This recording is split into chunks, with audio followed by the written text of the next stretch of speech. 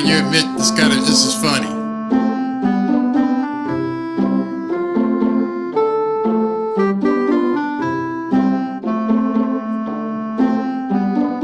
You know that's a bunch of you guys.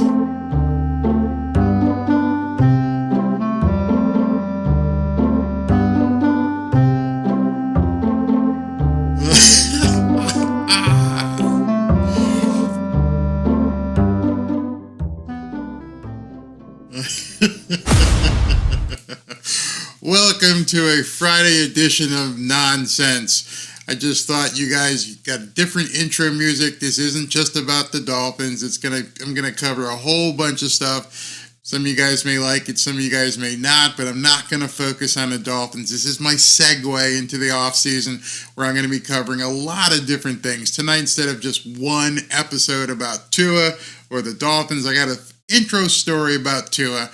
And then after that, we're going to cover a whole bunch of stuff. Bear with me. I just got off an hour and a half with TD Finns Talk, Dudley Do-Wrong, and CB83. And we just talked all Dolphins on that podcast. And so now it's 9 o'clock at night. I've never really done anything this late before, so I hope some people show up. And if you do show up, do me a favor and... Come on, show some love and click that like button. Click the like button. Keep on clicking it. Let people know to get in here because I'm going to talk about Tua here in this first part of this show. So, as you saw, I think I put up the thumbnail. Which thumbnail did I put up?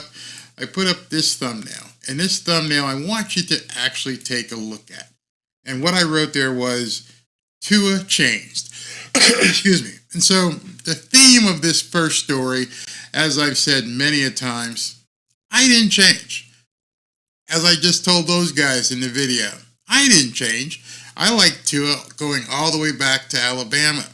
I saw somebody, I saw a fighter, I saw a kid who had something in him that was just intangible of wanting to do everything he could to be that guy.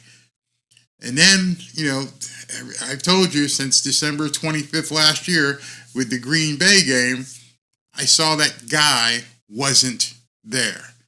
So I'm going to show you something, and I'm going to actually put it on the screen. And I want this image that I'm going to show you is from, 2021. And I want you to look at this image very strongly. Really critique it. This was Tua training in 2021. Look at this kid. Look at his arms, his shoulder girdle, his forearms, the strength, the muscularity, the physicality that he had in 2021. Look at his legs. Just look at the physical specimen he was in 2021. Is that the same guy? Did he change or did I change? That's not the same guy today, it's not the same guy that we saw back in 2021, 2022. I didn't change. Tua was obviously a beast. He was working out. He was mobile.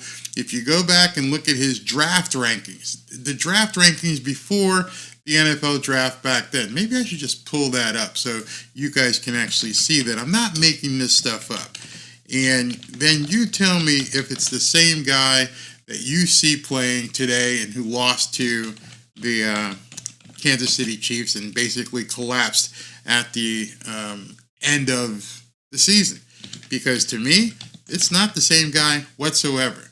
So I want you to look at his combine prospect profile, and we're going to take a look at it here. Okay, there it is. This is his combine prospect profile, and here we go here. All right, so Alabama, 6 foot, 217 pounds, prospect grade 6.77, which means he was projected to be a year one starter. And they get down in here and they talk about his bio, and then the analysts come in and they talk about his strengths and weaknesses. So let's go through this for a second. This was the kid coming out of college, coming to the Miami Dolphins, first round draft pick. And I want you to see what they said he was going to bring to the table. All right, so he fits the mold of NFL's new dual threat quarterbacks. You see it right there. First strength. Number one, first thing they talk about is Tua being in the mold of NFL's dual threat quarterbacks. Did I change or did Tua change? Is he a dual threat quarterback anymore? Of course not. That's the guy I bought into. He was a dual threat quarterback. Career touchdown to interception ratio of 8-1. He's still that sudden ball handling on RPO plays, does that well. Agile, active feet offer quick setups and resets. That's still Tua. Rear upper body twitch allows for fast release, still has that. Willing to sit and scan from the pocket. Did you see that this year?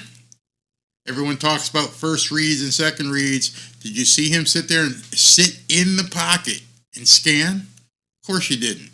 Confident throwing to windows between the hashes, absolutely, still that guy. Experienced reading route combinations from play action.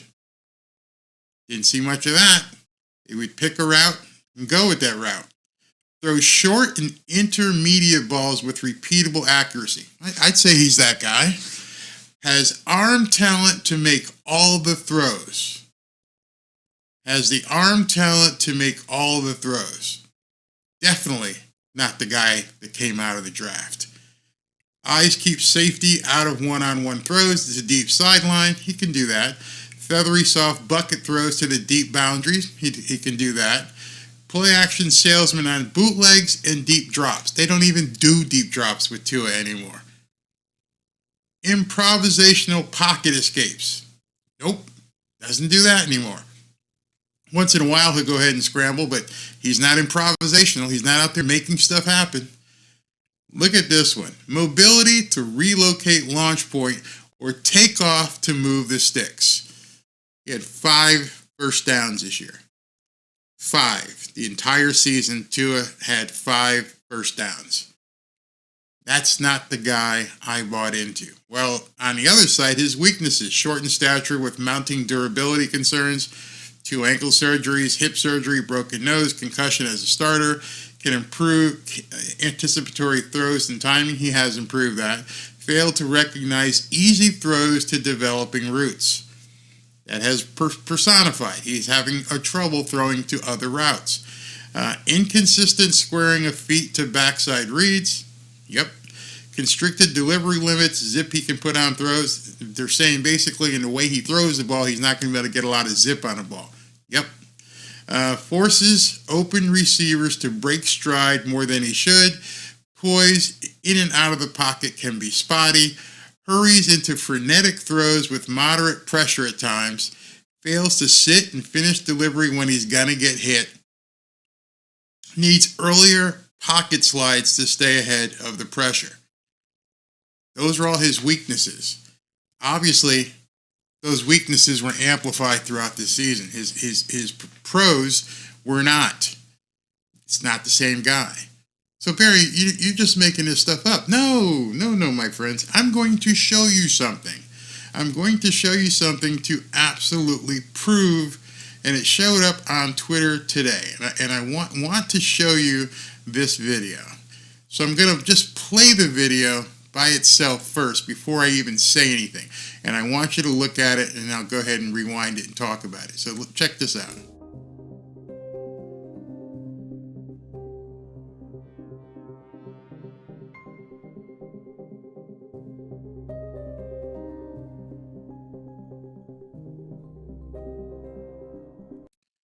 Do you see that? Do you see that, Tua, now?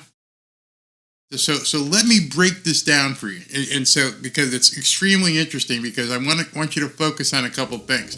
So first and foremost, as Tua is beginning this play, he's sitting at the 50. The line of scrimmage is at the 45. You all can see that. Watch what happens after the snap. All right. So right now, he's 10 yards back of the line of scrimmage. That was completely taken away from him this year. Whether it was Mike McDaniel, whatever, it had to be Mike McDaniel. This kind of play was not run that often, where he would take that kind of a deep drop and then look to throw. Then, once the line breaks down, which happened often this year, And he realizes at this point, look how he made that decision. He's like, that's not going to work. I'm out of here. I'm going to take off. I see green space. Running the ball, juking guys, and then what do you see right here? Boom. Tua's like, I ain't going out like that. I'm a man. If you're going to tackle me, I'm going to put the wood to you. I'm going to deliver the blow to you. And he put this safety on his butt for the first down. Did you see that any time this year? Raise your hand if you saw it. Let me know. Let me know if you saw any time this year that Tua would take somebody on in that manner and just run over them. Even he knew it. He's like doing a muscle pose. Yeah, man, I'm a dog. I am a dog out here. Get in my way and I will take you apart. Look at this. Look at this guy. Boom, shaking, bacon, coming at somebody. And he lowers his shoulder and says, here you go. Take that. Where'd that guy go, man? Look at this. Look at it from that angle. He's driving into him with his legs and runs over him without any hesitation. He didn't think, hey, listen, I need to slide. I'm going to lower my shoulder and just come at this guy, and I'm going to let him know I am Tua friggin' Tagovailoa, and I'm going to make you pay. I am going to make you pay. I'm going to run you over. Where was that guy? Where you guys can leave comments, you can talk to me about it. Where was that guy this year? There, I didn't change. Yeah, you flip-flop. No, I'm looking for that quarterback. I'm looking for that quarterback to be on the field for the Miami Dolphins who's completely fearless and is ready to do what's necessary to get that extra yard. Don't come at me with, well, he had concussions. I don't care. Concussions are a part of playing football. So if you're using the concussion excuse, then you're admitting to everybody that he's not capable of playing at an elite level, because elite quarterbacks run. A lot of them slide now, and I wouldn't have a problem if he did that once he got a first down, but we couldn't even run a quarterback sneak. A 3rd and inches play, a 4th and 1. We can't run a quarterback sneak. Is Mike McDaniel protecting him? Maybe. In any event, an elite quarterback knows how to get those yards when you have to get them. So it wasn't me who changed. It had nothing to do with me changing. I started seeing things differently on the field, and those things on the field just didn't add up. And I look at a ton of film. So I'm not sure if you guys even remember these things. Do you remember his draft ratings when he was coming out and what the NFL scouts said? And they said he had extreme mobility, willing to take on and get those extra yards. That was part of what we were sold. That was part of what the Miami Dolphins were sold. They were sold a guy who had those kind of ratings. I didn't make it up. This is who I knew him to be. This is exactly who I knew Tua to be. Fits the mold of NFL dual threat quarterbacks. First line. That was his first attribute that they wanted to highlight as he was getting drafted. Many of you probably never even seen that. You probably haven't even looked at that. That was the elite quarterback. He was going to project as these things. He was projected to be a starter. He was projected to be a dual threat quarterback. That's what Chris Greer and everybody looked at when they drafted him. Then when he got finally healed and was ready to play, he was running people over. I'm Tua friggin' Tagovailoa. Don't get in my face. I will take you out. And this year, we watched Bubble Boy. We watched a guy who had to get rid of the ball in 2.2 seconds, who just couldn't take it upon himself to get a first down on 3rd and 1. So how can anybody possibly say, well, hey, Barry, you changed, man. You flip-flopped. I'm like, no, I'm still watching the same game. I'm just not seeing the same quarterback. And I'm not sure you guys have either. I think you got some of you were so enthralled with Tua and him being back after the concussions last year that you forgot how he played before he got hurt. You forgot how strong he was and what he was doing. I didn't. I didn't forget it. I just didn't see what I was used to seeing. I know when I looked it up, And I saw this picture and I went, damn, he was jacked. He could have given Tyreek Hill a run for his money. Look at his arms. I mean, those arms, I mean, it's sinew, it's muscle. This was a guy who was coming into the NFL and he's like, I'm going to take what's mine. I don't need to be coddled. I don't need 2.4 seconds to do this. I don't need for you to run a screen pass on 3rd and inches. Let's go get this damn first down. But no, Barry, you're the bad guy. You flip-flopped. You turned your back onto it. No, I didn't. That's who I expected. And I just wanted to start the show off today and say, this is the guy that I got behind. I didn't change. He did. And it may offend some of you because you're so in the tank, but this was who he was. He was a dual threat quarterback coming out of Alabama. He was a dual threat quarterback who was willing to sit and scan from the pocket. He was a dual threat quarterback who could basically had the arm talent to make all the throws. He ain't doing that now. So I hope you can be enough of a man or woman to realize that Tua isn't the guy that was here a year or two ago. This isn't the same quarterback. Blame Mike McDaniel if you want. I don't care. But all the people who whined at me about me turning my back on Tua, that's not true at all. I feel nuts that I even have to prove this, that people don't remember the type of player he was at Alabama. He didn't need to be coddled by Nick Saban. Hey, listen, I need you to go into this Georgia game. I need you to go ahead and win this game because Jalen Hurts isn't doing so well. Okay, we got this. Let's do it. And I'm going to throw a walk-off touchdown. It's not the same guy. Whether he got hurt or not, Tua decided, I want to stay in this game against Mississippi State, and I'm going to do a rollout. I'm going to run. Unfortunately, the guys caught him and hurt his hip. But did you see his face? It was all bloodied and everything, and he worked his way back. He was a fighter. It's almost as if the Miami Dolphins or Mike McDaniel or whoever has decided to take the fight away from the fighter. You can't go into an MMA ring hoping not to get hurt.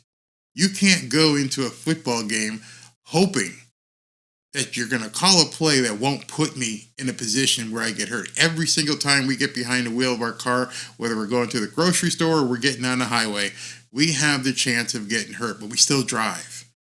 You've taken, and I'll blame Mike McDaniel for this, you have taken the essence of who Tua Tagovailoa was and completely changed that person, and now you're stuck with a husk of what Tua Tagovailoa used to be.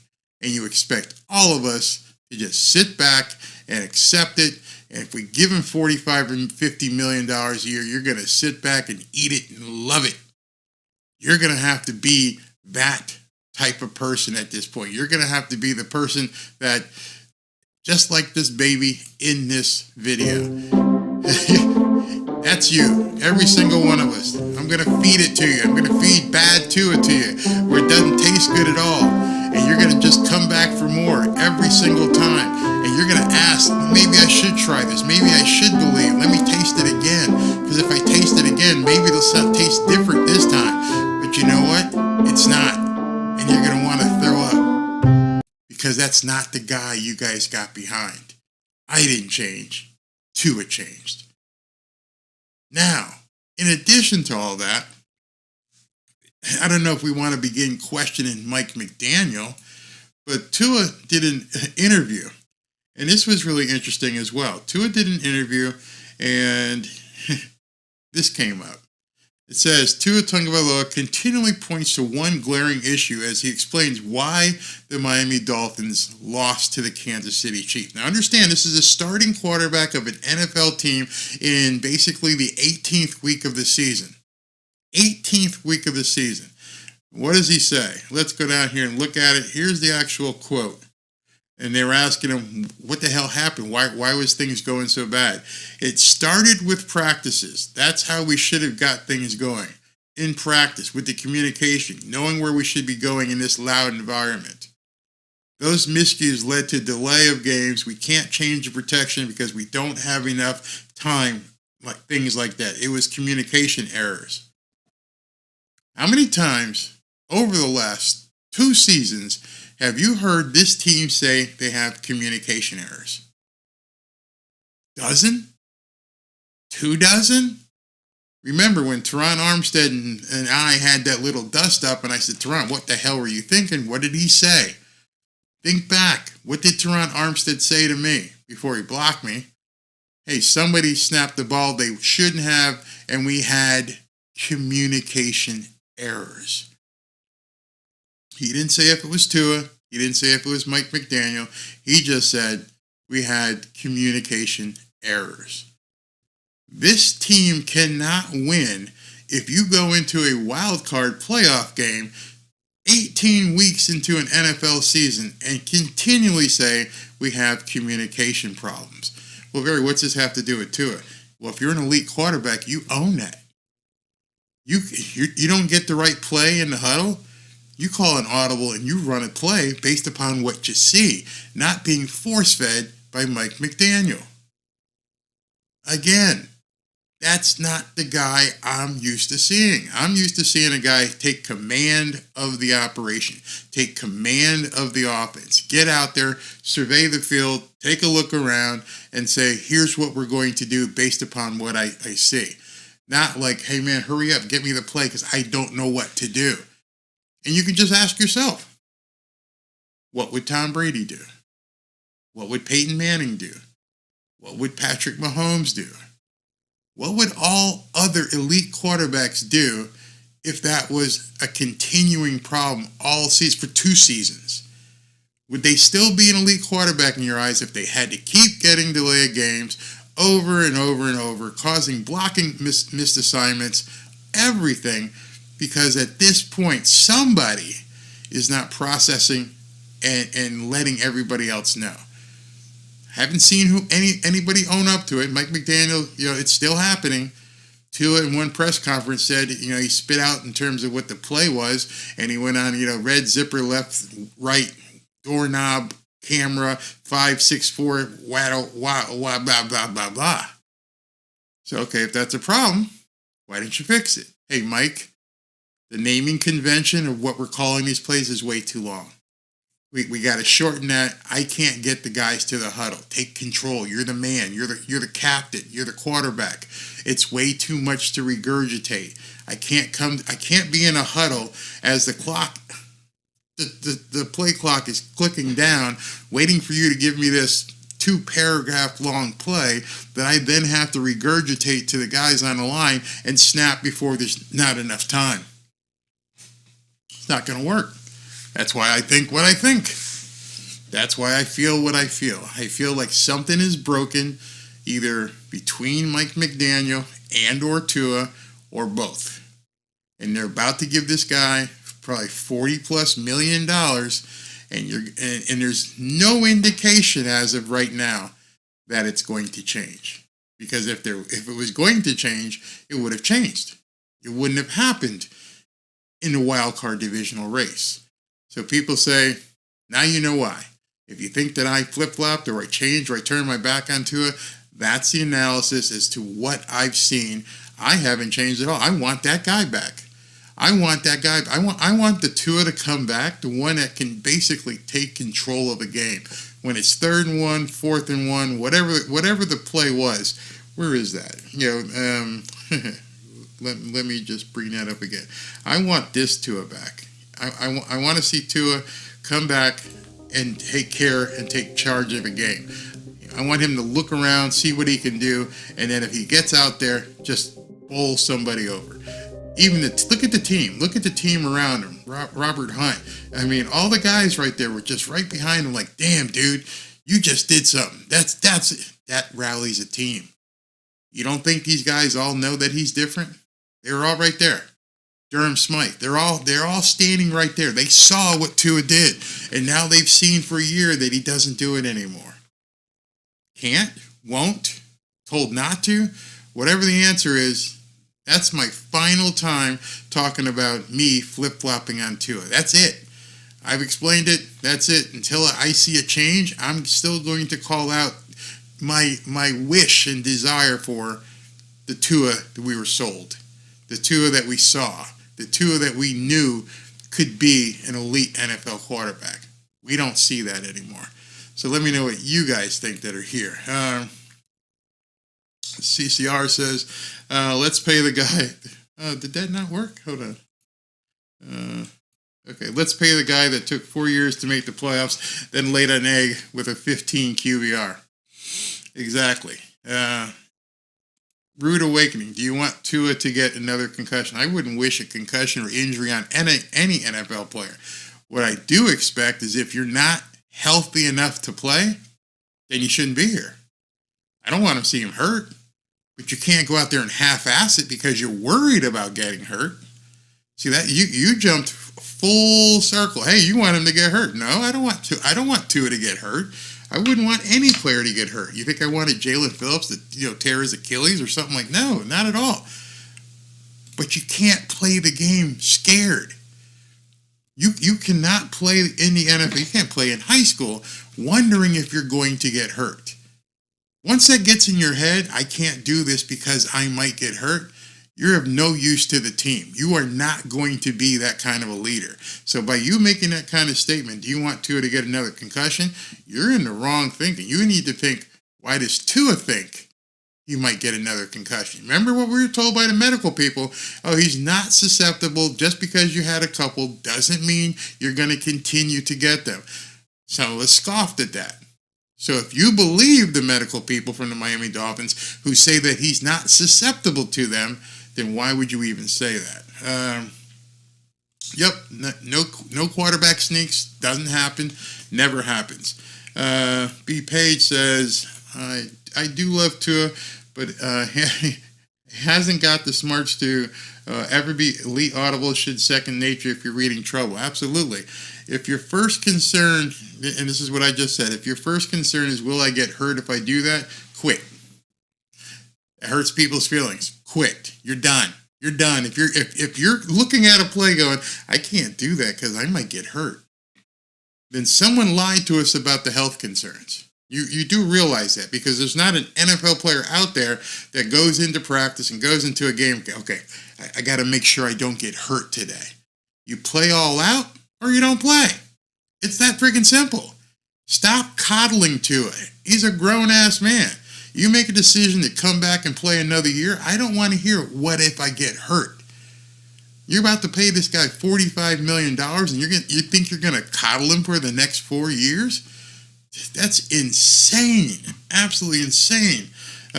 Tua's limitation makes the playbook limited. If that's true, then there's a problem. Why would you give a guy $45 million who you already know limits your ability to run plays?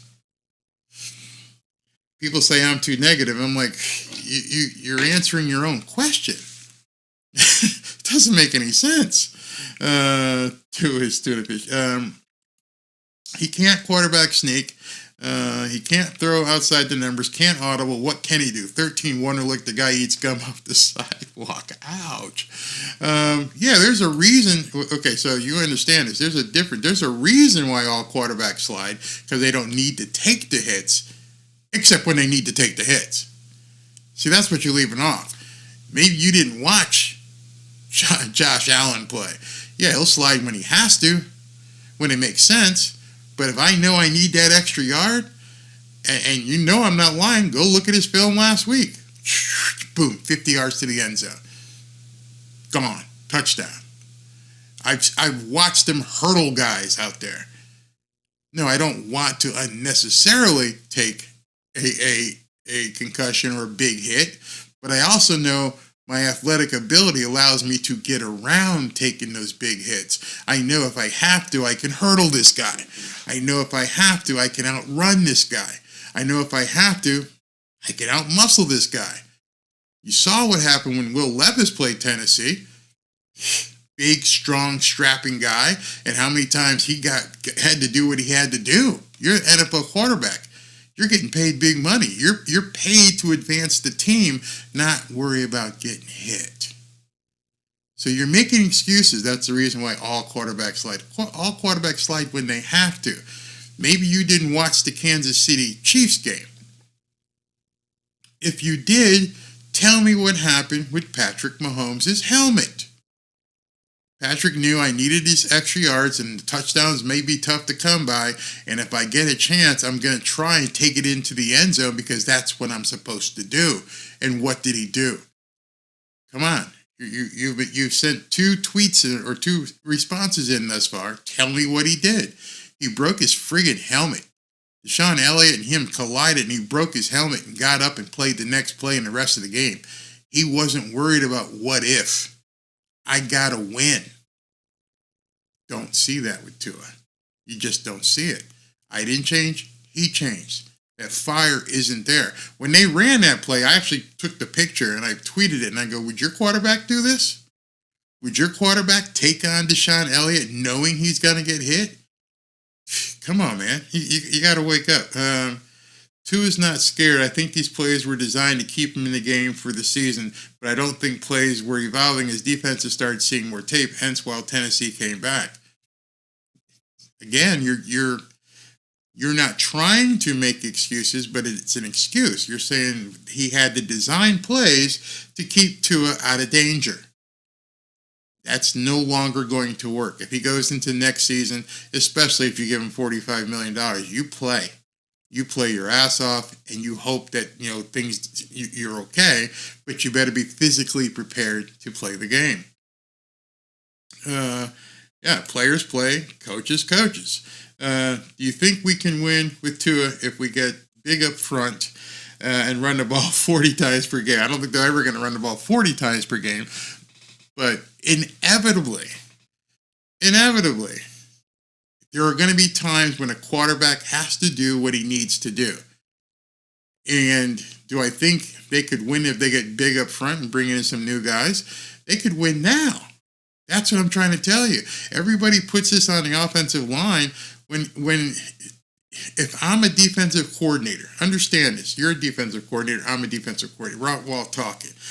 Hey, we got to play the Dolphins this week. What do we got to do? Well, the first thing we can assume, the first thing that we know is their quarterback will not run. Just take that off the list. Don't even have to worry about defending it.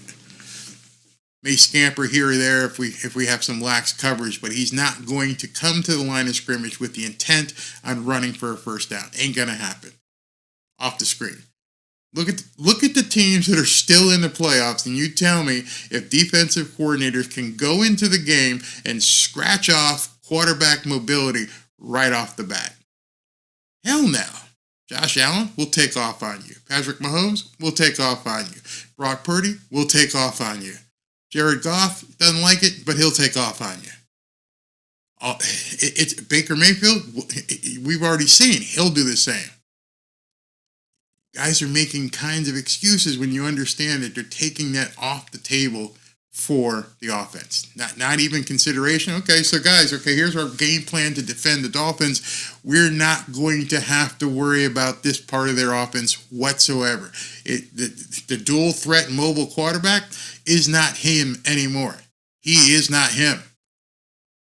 Not my words. The NFL Scouting Combine said he's a dual threat. That was the number one attribute. Dual threat quarterback. Got to scratch that off. It's not there anymore. He needs to take less money and get a good offensive line. Tua took off at Alabama. Absolutely. That's what I'm saying. That's the quarterback I thought was going to be what we had here. Chiefs were able to play two-man BS because they knew Tua wouldn't run the ball. Two-man is disrespectful. Yeah. So you guys all see it. So I don't want to harp on it too much. I mean, I've gone a while here. I just wanted to explain where my thought pattern was with Tua, because so many people ask me, they say I'm being negative, they say that I'm talking bad about Tua, and I just wanted to explain it with great clarity that no, I didn't turn my back on Tua. He's not the guy, not even close to being the guy that came out of Alabama.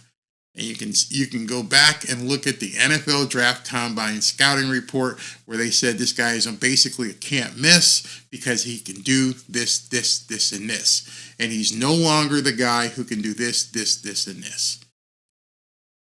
Sorry, that's what it is. That's what we're left with. So I'm going to move on because I don't want this wasn't supposed to be a Dolphins show. So as we move into the off season, I told you I'm going to cover some different things. And boy, do we have something different tonight. Boy, do we have something different. So how many of you guys, I assume most of you guys, maybe you've got some ladies in here who had a problem with you when you were younger, growing up, when you would get, before there was Victoria's Secret, there used to be the swimsuit issue of Sports Illustrated. And young men around the country or world couldn't wait to see what was going to happen and who was going to be on the cover of Sports Illustrated. And we all knew that there was going to be some gorgeous, buxom model on the cover of Sports Illustrated. And we just couldn't wait to see what she'd be wearing or lack thereof.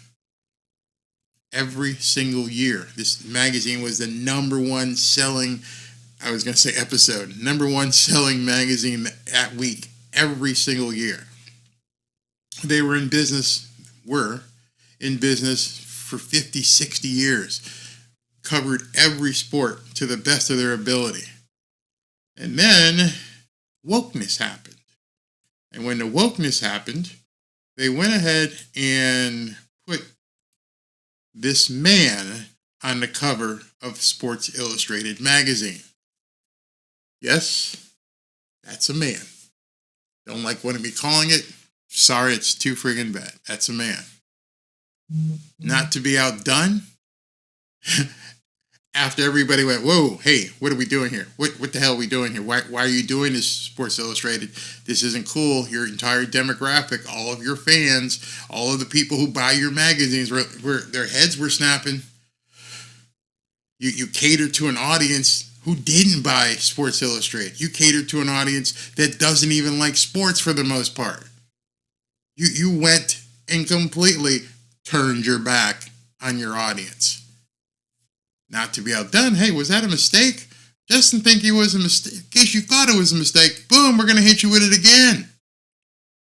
And it came out with a second man on the cover of Sports Illustrated swimsuit magazine. A second time. Not to be outdone.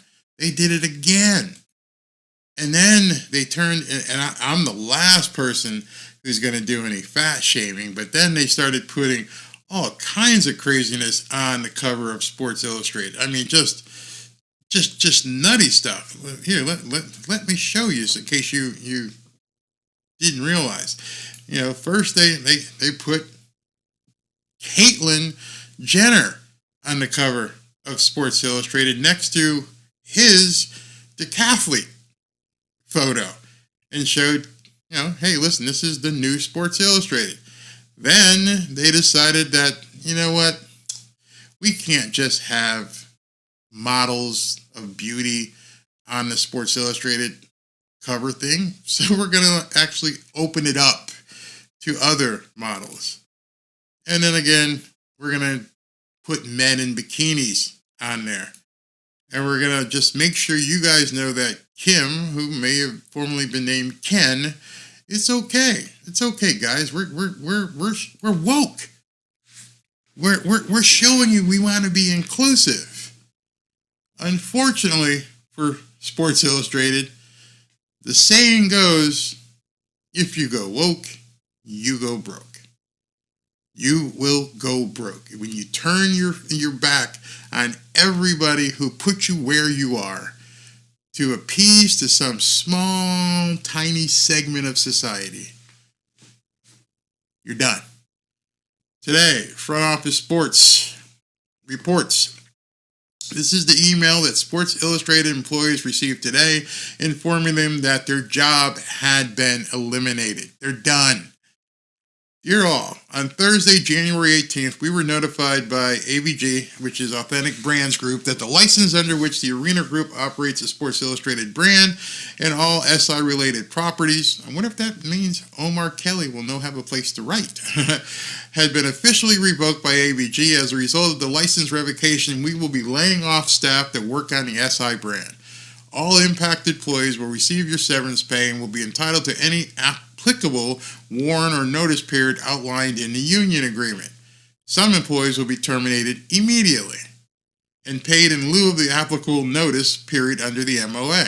Employees with the last working day of today will be contacted by the people team soon. Other employees will be expected to work through the end of the notice period and will receive additional information shortly. We appreciate the work and efforts of everyone who has contributed to the Sports Illustrated brand and business. They're done.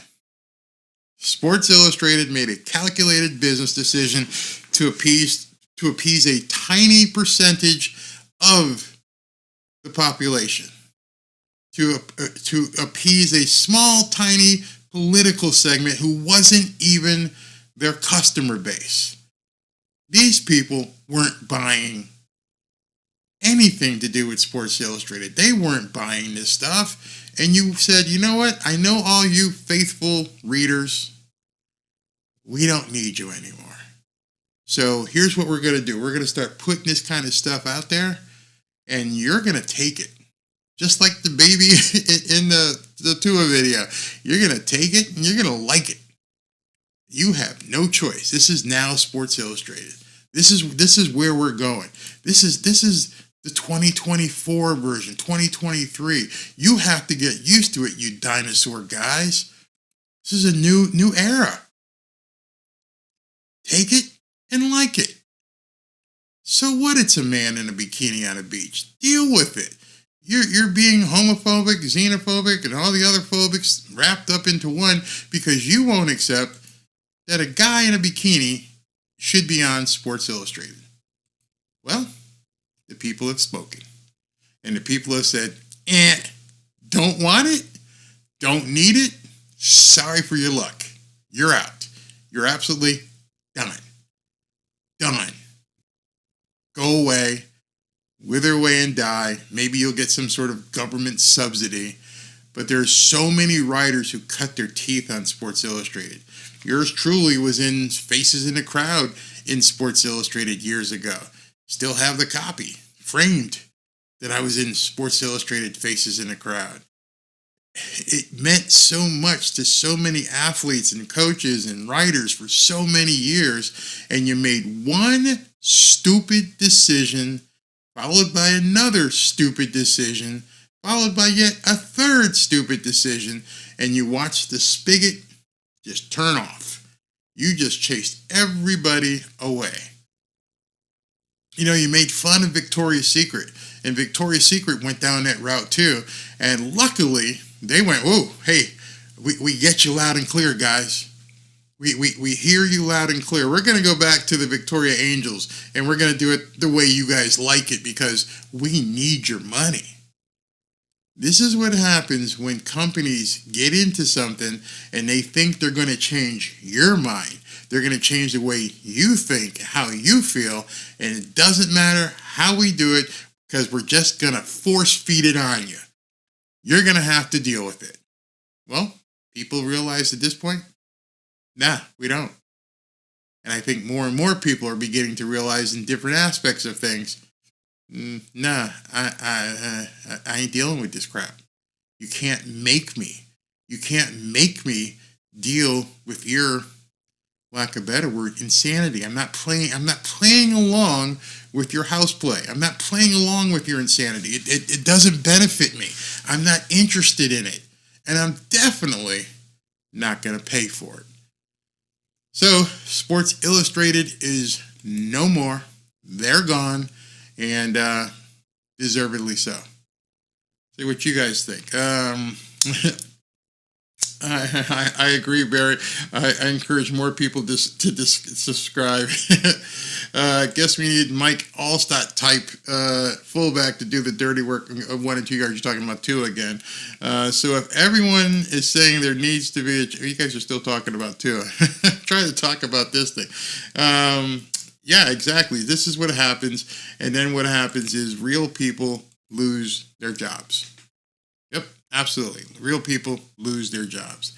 Barry may be reaching. How am I reaching? What am I reaching with? I love when people say that. I might be reaching. but they never say, what are you reaching with? Go ahead and tell me. When did the Pro Bowl become flag football? But sure, I remember seeing good games years ago. This is why I don't buy Bud Light anymore. Yep, they tried to ram stuff down your throat, and that was it. So I see most of you guys still want to keep talking about Tua. Everyone kept telling me, hey, move on, don't talk about Tua as much, but I keep seeing you guys want to talk about Tua. I guess it's bothering you. Tua improved from 0-4 to end to 22 to 1-3 to end this season. He did improve. And what did he do the next year? I'm not really sure what you mean. He was pulled for Hurts in the SEC Championship and then choked again in the Natty. Okay. Barry, why don't Tua ask for a trade and his fans? Trade him and his fans. Oh, that'd be funny. Let's see here what we got here. So I'm just looking at some more stuff. So you guys are still talking about Tua. So if everyone's saying there needs to be a change basically in Miami because of quarterback play, then should the Eagles get rid of Jalen Hurts? I mean, look what Tampa did to him. No, that's a different story. Jalen Hurts, if you look at his draft profile, they have an offensive problem in terms of play calling and what they did execution-wise. That's not what we're seeing in Miami. It's completely different. Completely different. The guy who they drafted isn't the guy who's playing. And if you don't understand, I tried to outline that earlier. So I'm trying not to just keep going with here. Barry, Tuna needs more help in what he needs to do to improve his game. What did you expect Tua to do? Dude, I thought we were going to move on from Tua. You guys wanted me to talk about different things. Well, what did I expect Tua to do? I expected Tua to be the guy that could be an elite quarterback. Do what you want to do. It'll take some time. Yeah. He's scared to get. Wow, you guys are still on Tua. I thought you guys. Rude Awakening says Sports Illustrated, laugh out loud. All right, so I'm going to move on to the next story while you guys still hear lament about Tua because there's nothing we can do about it. That's the other problem. Just so you guys understand, there is nothing we can do about it. Chris Greer, for whatever reason, is going to stay with this guy. And not only just stay with him, pay him a bunch of money. That's up to him. I just wonder. I'm not going to say. I'll save that story for another story. So, you guys keep wanting to talk about Tua. I just can't. It became fun. The allure of Tua. You guys are just going with it. All right, so let's talk about something else here. Sports Illustrated story. You guys put Tua on Sports Illustrated. Oh, I like how you married those two stories together. That's pretty funny. That's pretty funny. Wow. All right, so let me move on to the next story. I'm trying to broaden our horizons here and talk about some different things as we move into the offseason because there's really going to be no news until after the Super Bowl unless Vic Fangio quits and goes with Jim Harbaugh. But we're going to be downtime here until like probably March until we see some movement with those guys. So I want to show you something, and I just want to give him some props, even though a lot of people will say he's a clown, and Stephen A, he's a clown, and Colin Cowherd is a clown, and all these guys who don't agree with what you say, including me, we're all clowns, right? Is that what you say? We're morons, we're clowns, we don't know ball. But yet, one of the retorts I often give to people is, even though you say that, please understand, the other thing they say is nobody cares what he has to say. Nobody cares what Colin Cowherd has to say. And it's really a real myopic view. It's a perspective of ignorance. So today, this got posted by Stephen A. January 5th viewership, most watched day ever. Average viewership, 1.5 million. Ever. Moral of the story, a lot of people watch Stephen A. Smith. And that's just first take. That doesn't include his podcast, which is doing good numbers as well. These guys, and the point of Barry, what does it matter? The point is, you may not like what he has to say. You may not like what I have to say. I have people tell me, go find another team to root for.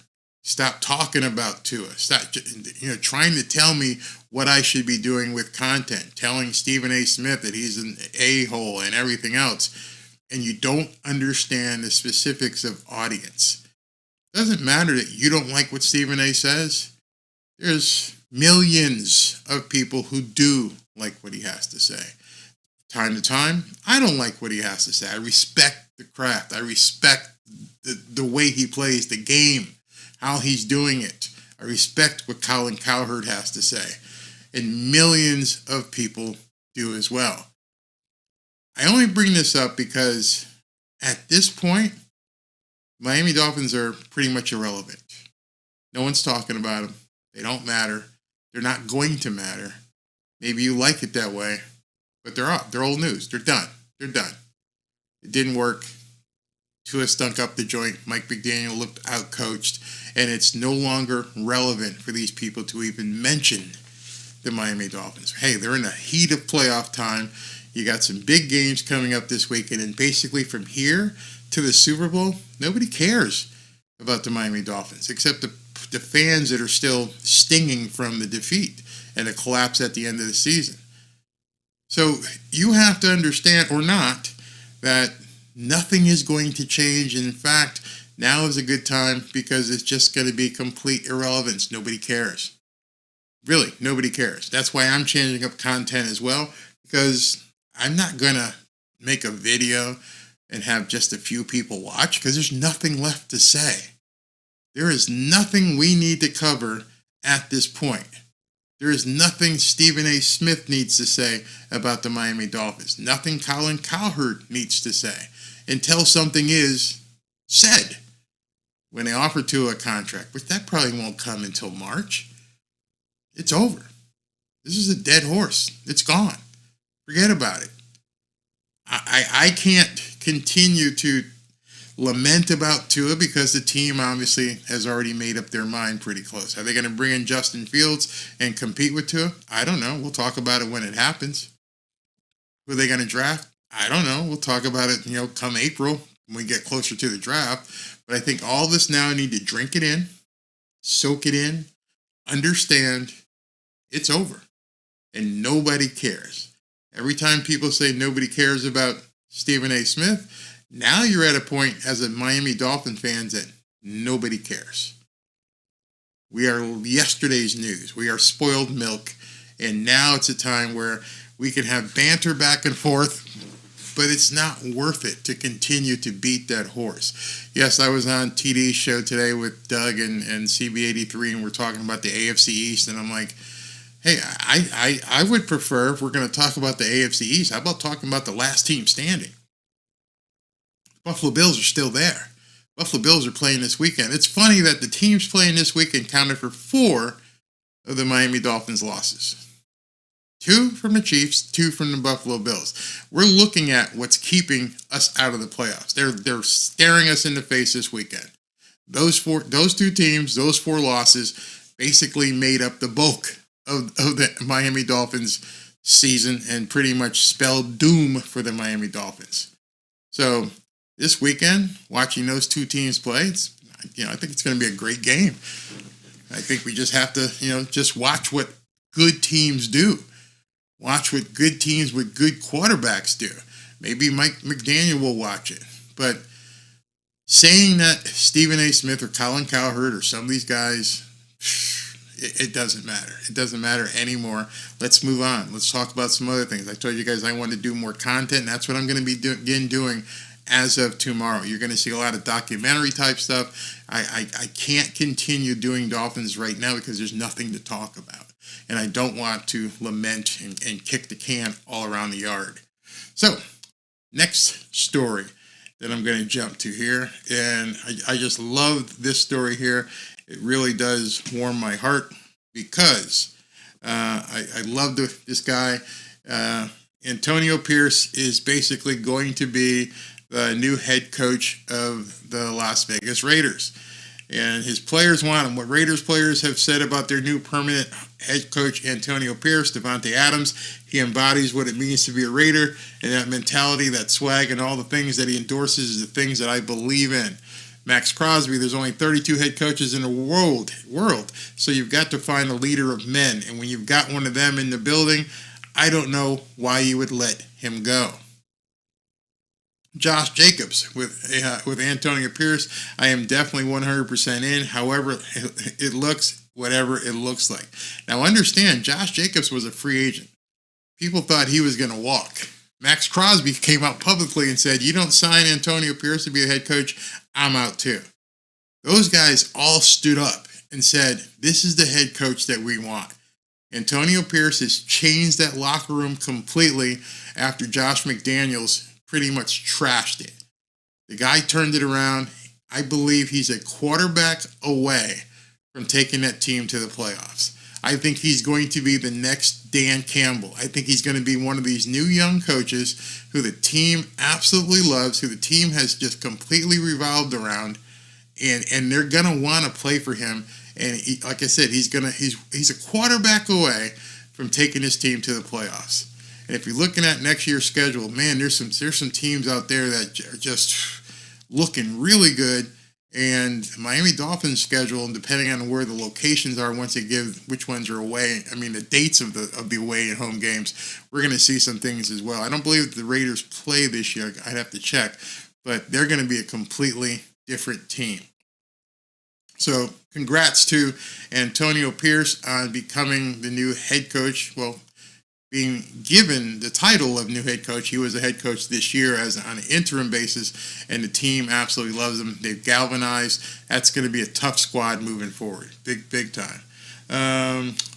Barry is hurt. I'm hurt. Tua flashes MVP, elite qualities, and lays a wet fart. That hurts even more, and that's why everyone is jumping off the wagon. Well, I mean, some people have said, you're jumping off bandwagons. There is no bandwagon. Let me explain that to you. The term bandwagon means you jumped on something that was once, well, in terms of sports, a championship level team, and as soon as the championship level team was no longer a champion, you jumped off. It's sort of like saying you were a Miami Heat fan when Shaq and D. Wade and Chris Bosh were there, and as soon as those guys left, you're like, I don't really care about the Miami Heat. That's jumping off a bandwagon. Those guys were excellent. Those guys hung a banner. LeBron came down. They hung a banner. That's jumping off now, or once those guys left, that would be jumping off a bandwagon. Miami Dolphins haven't won shit. There's no bandwagon to jump off. There's no bandwagon to jump on. There's just nothing there. There's no bandwagon. Ain't nobody clamoring and beating drums because the Miami Dolphins got beat in a wild card. That's not a bandwagon. That's like, oops, sorry, didn't work out. I want to see a championship. I want to see banners hung. I want to see in a Ring of Honor or something, whatever the Miami Dolphins call it down there in the Hard Rock, and say, okay, 2024 AFC East champions, 2024 AFC champion. Right now, you got nothing. You got absolutely nothing. There's no bandwagon. Yeah, California. Hey man, how you doing? There never was one. There's no bandwagon here. No bandwagon. Ain't none. How many different positions on the offensive line? Dude, they just put my big squat butt at center, and that was it. Didn't play guard, didn't play tackle. My arms were too short to play tackle. Those of you guys who play football know you've got to have the wingspan. I didn't have that, so I was just a stumpy center, and that's where I stayed. 11-6 losers. Oh, and see, the bad taste in people's mouth is that you have to remember that now for 9 months. Remember, that doesn't change. That stain that you have right now, that stain on this team is, hey, you lost the last 3 games of the season and became a laughingstock. Wear it. Get a t-shirt. Bounced. Gonna have to own it best that you can. Can Mike McDaniel say 3 sentences to the team without saying bro or effing? Good question. But next year will be his hot seat, guarantee you. If I don't think he's on the hot seat now, unless Jim Harbaugh called Ross. But in any event, if they don't win something next year, I can't believe they're going to wait a whole another year. But now you've seen Mike McDaniel play for 2 years, coach for 2 years. What did he change? What's going to change moving forward? She don't sing. She just travels with the bandwagon.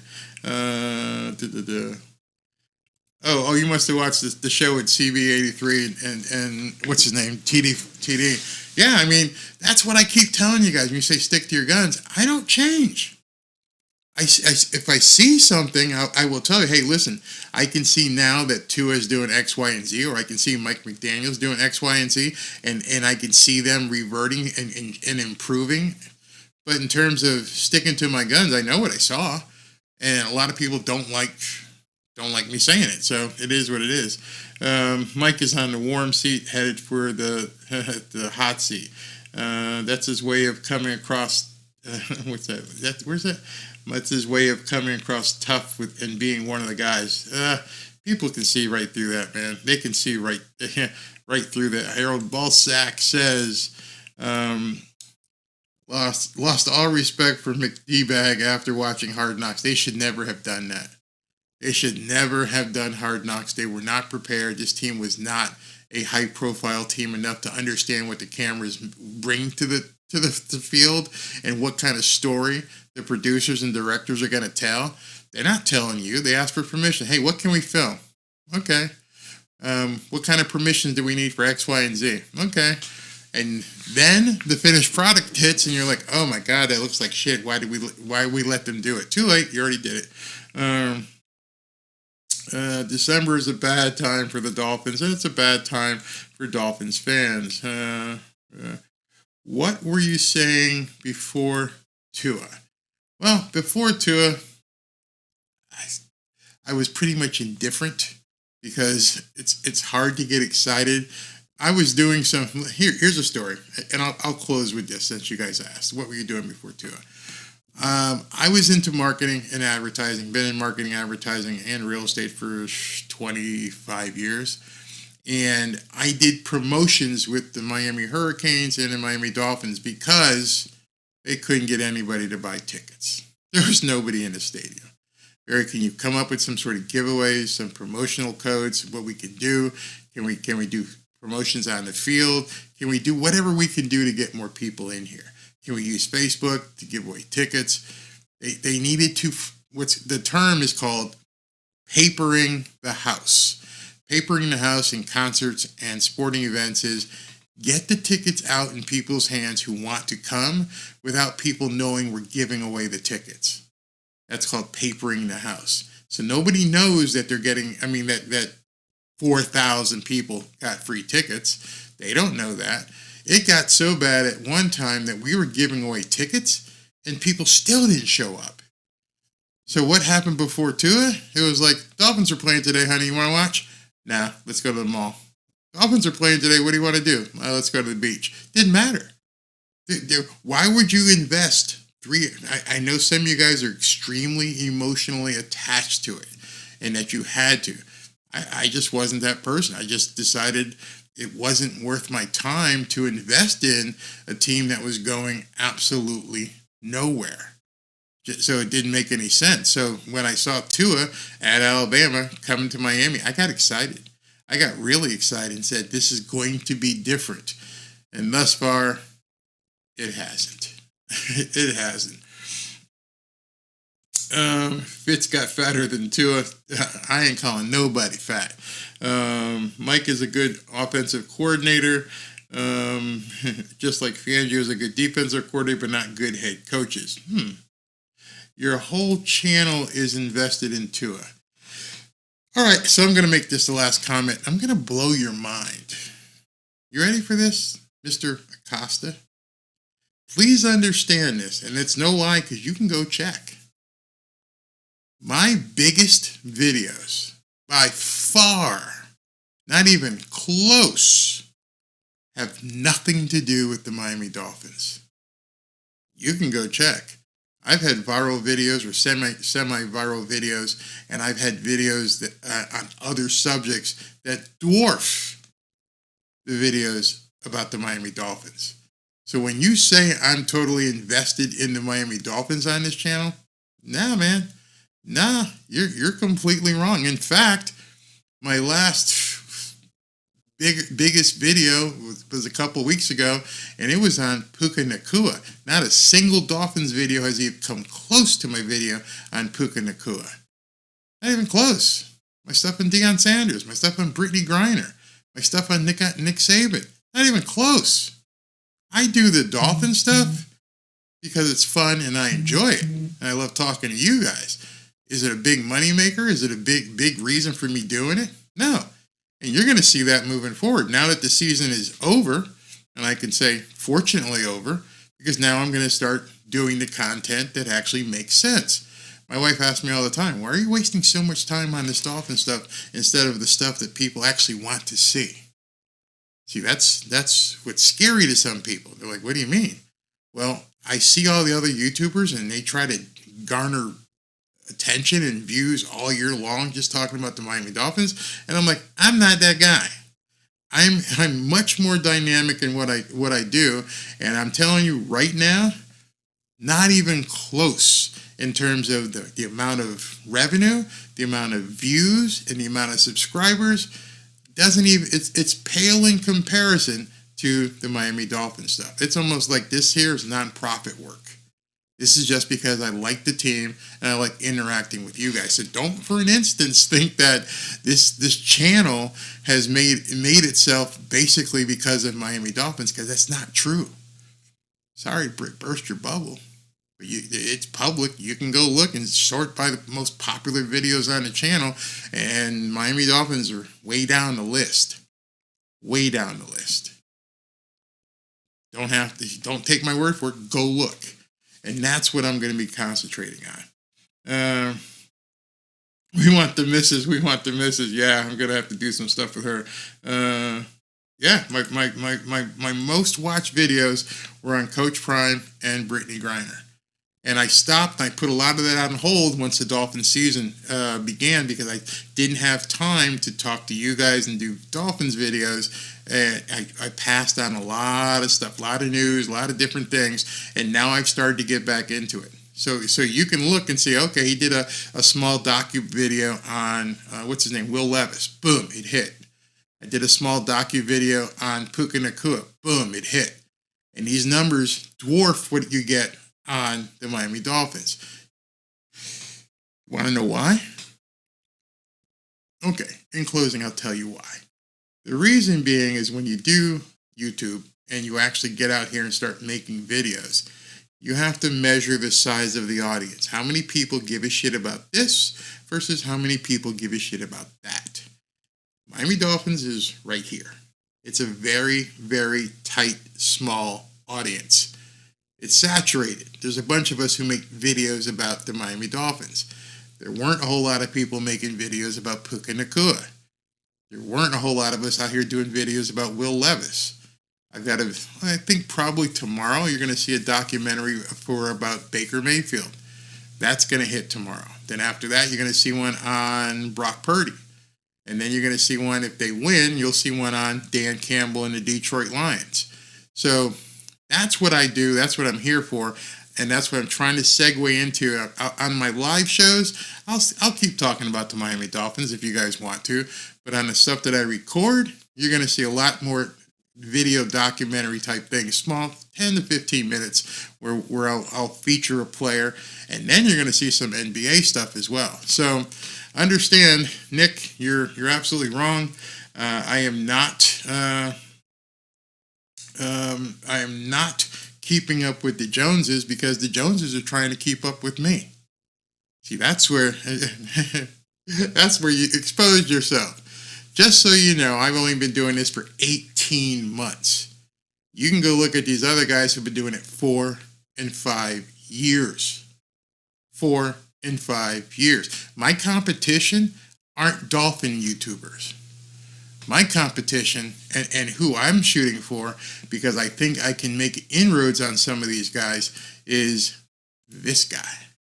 That's my competition. That's who I'm looking to shoot for the stars. My idea is shoot for the stars, end up on the moon. and I know how to do it with content. So it's not keeping up with the Joneses. I left the Jones neighborhood a while ago.